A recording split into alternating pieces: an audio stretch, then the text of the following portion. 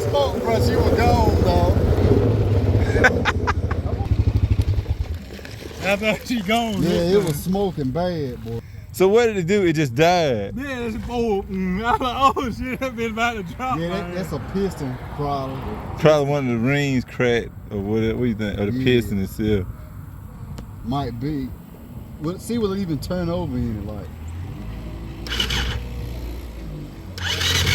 Yeah, ain't no compression. Yeah. That bitch it done fucked the ring up, bro.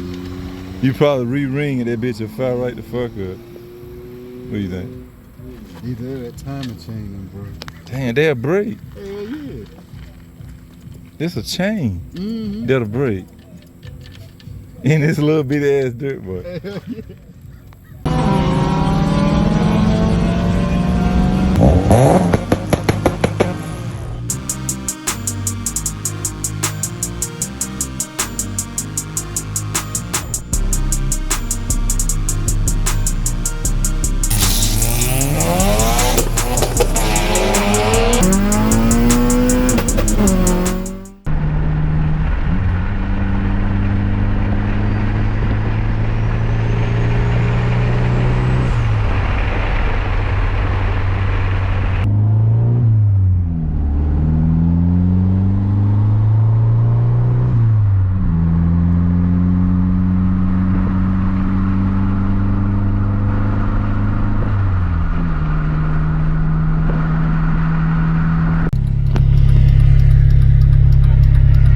What in the name of Rocky Mountain is that? I don't know if y'all can tell, but that's lights burning on his hood there. That is freaking crazy. What in the fuck?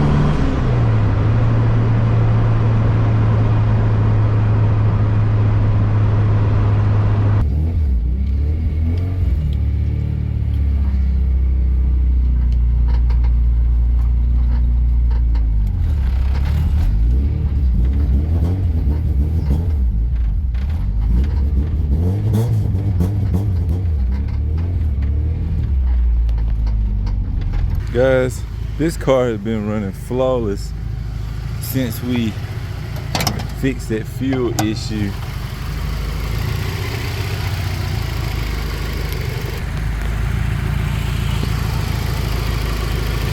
Yeah guys, this thing is running absolutely amazing ever since we fixed that fuel issue. If you didn't watch that video, it was literally the last video I put up before the one we're working on today, so go check it out, man. This car is a freaking ride. I love it. Don't see myself getting rid of this one.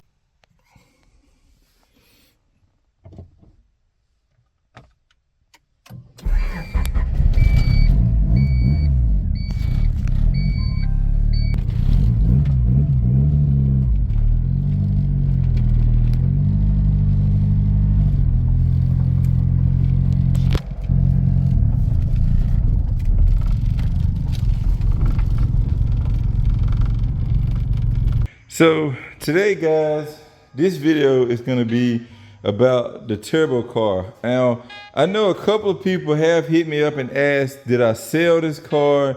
They haven't seen it in a while. No, guys, I have not sold this car. The car has been sitting a lot. It's got a little bit of like residual growth. This stuff will come right off, man, with a little bit of like purple power or some good car wash stuff. It'll actually come off, but you can see like the car has been sitting, and where I'm from, it's like a really wet element, so like moss and shit literally will grow on your car. So that's going on, but I do drive it to work here and there to just keep the fluids moved around in it and stuff. So today I want to try to address the one main issue that this car has, which is the wiring for the map sensor. It has a short somewhere, and I'm hoping it's gonna be like right around where I taped it up the first time. That's where I'm hoping it's at. Hopefully there's just a loose wire somewhere in there, and it'll be a simple fix. But what I'm gonna do, I'm gonna turn the car on and let you guys hear it, but it'll like miss a beat when it's running, and I don't think that's good as far as the air fuels and stuff go with this turbo setup. So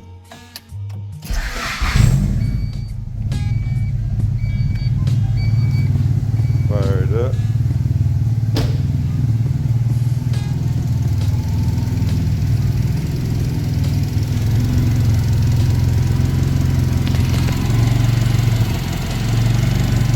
So she's purring.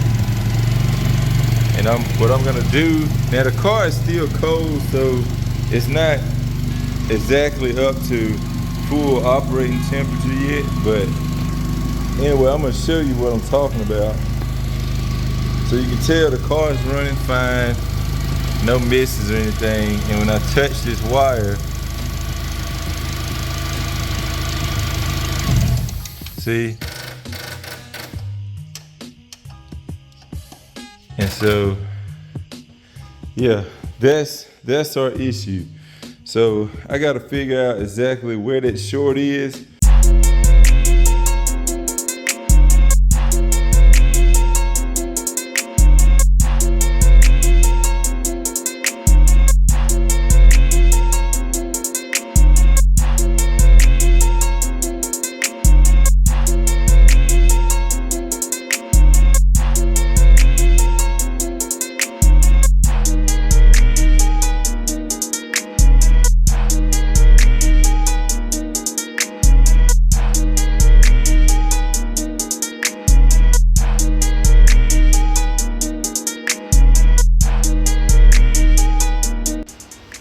All right, guys, I got this thing redone.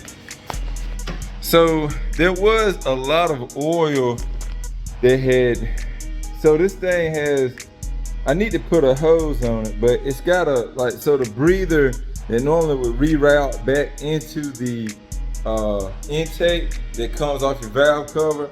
Well, on my setup, I don't have anything on it. So it's just the little, like the hole on the top of the valve cover where you would put the tube on it and run it to your intake. It's just that little nipple looking thing sticking out the pause. So yeah, what I need to do is get me a piece of like intake tubing or something and run that thing up and down, like where to come out under the car, because under like extreme boost application, like I'm talking 4th gear pulls, like holding it to the floor, it will spray a little bit more oil out of it than is pretty normal.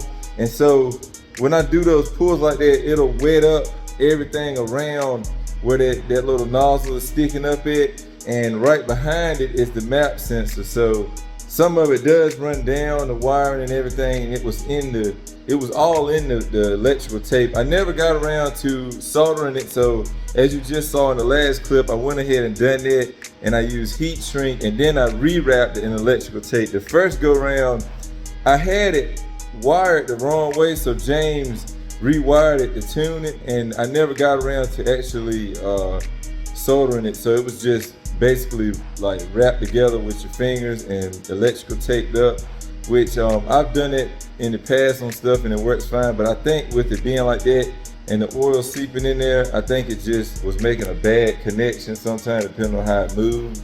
At least that's what I'm hoping for, guys. So I'm about to attempt to start this thing back up, and yeah, we're just gonna hope for the best here. This thing is so freaking smooth. I'm telling you, like, I say this all the time, but you wouldn't know unless you saw this car in person, guys. This thing is like factory, but it makes 300 foot-pounds of torque. Freaking insane. So, back under the engine bay here.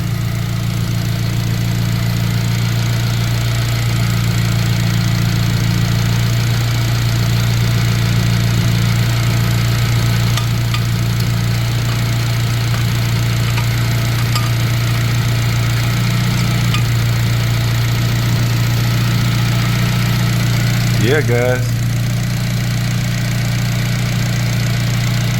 I think we're good. I think we're good, boys. So, yeah, I'm definitely gonna be testing that out, making sure that everything is A1. But yeah, it's checking out, boys. It is checking out.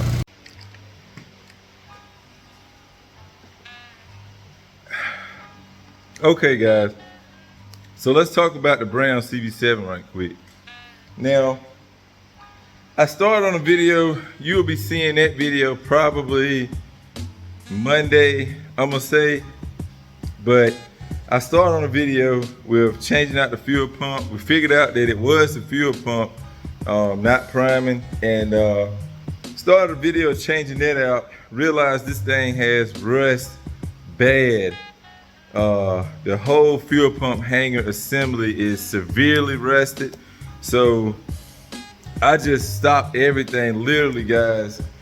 Everything is still sitting here. I left every bit of that alone, and I instantly jumped on the H2B, which was a simple minor fix. We got that right. That's running great now. And the last thing I really wanted to knock out that was quick while I'm waiting for the new pump and hanger assembly for this project mistake here was that wiring on the TPS for the turbo car. Because like I said, guys, the turbo car drives amazing. I do think, guys, I'm gonna be transparent with you. I think that we're having slight head gasket issues. I think that the head is lifting up ever so slightly, but I mean, she still runs amazing, guys. The only thing is, I can tell, like, when you first started, it acts like it's a little bit tough to start. I used to could just tap the push start button and it would turn right over. Now I kind of gotta spin it a little bit, but I also don't know if it was that TPS wiring kind of fiddling with the startup, because when I just played with it, y'all saw that the car completely died. And you know, that could be, if it's not connected right and you try to start, that could be hindering it from starting altogether. So maybe that's the issue. I'll let you guys know in a future video. But just letting you guys know, man, the car has been doing great. Aside from that head gasket thing, but again, I do plan on building F23 for this car. I don't know if we're gonna use this one that I have back here. I gotta see if we can even get that crank pulley off. But either way, if we can get that off, I may try to use that block, but I still wanna use this head. This is a great head, no issues. And essentially what I would like to do is valve springs and retainers. That's it in the head. And then H-beam rods and whatever piston I can get that'll connect to that H-beam rod, as well as ARP bolts for that stuff, for the bearings and stuff, ACL race bearings, and just head studs. And once we do that, I want to shoot for like 450. I think 450 will be plenty in this car. It should still make at least 400 foot-pounds of torque, which would be absolutely incredible. And it should be technically more reliable. And if you haven't seen, I don't know if I mentioned in a video or not, but we have a more like a upgraded turbo for this car as well. And we are gonna be doing a ram horn style, like a more better flowing exhaust manifold for the new turbo setup, so that we can get that 450, but we can get it off less boost. You know what I mean? I think this would be a super fun car, really streetable, like still the way it is, but also be able to really take on some of the Civic guys and stuff, because a lot of Civic owners, man, you have to be making, I have to be making more torque than them, because my car is a bit heavier. This thing is around 2,800 pounds, so it's not the lightest thing, it's not the heaviest thing out there either, but yeah, that 400 foot-pounds of torque should definitely help us out. But yeah, guys, if you're excited and you really want to see what's going on with this car, make sure you subscribe and stay tuned for that. As well as if you want to see us dive more into this car, make sure you subscribe for that as well. This was a super fun budget build, and essentially my first turbo car, because I am an all motor guy, and turbo stuff it's just more complicating to me. All motor is where it's at, but this turbo thing is really fun as well. I can't lie about that. And I do want to try to progress the channel more, guys. So that being said, man, smack that like button for your boy. We just hit 12K, super happy about that. We do have an event coming up, Classic Hondas on the Dragon, that we're gonna be taking the X23A swap the cord outside to that. So if you're planning on going to that, I will be out there. I was out there last year, and there's a lot of other good people going out there. So if you can make it, definitely come out. It's the first weekend, it's the second weekend of October, because the first weekend is like the 2nd, 3rd. It's like the 7th and 8th, or 8th and 9th, somewhere in there. I'll put it on screen for you guys, but we will be doing some Classic Honda prep with the trap car in a future couple videos, so stay tuned for that as well. But yeah, guys, with that being said, I'm gonna wrap this video up here. Hope y'all enjoyed it. Remember, respect all bills. Peace out.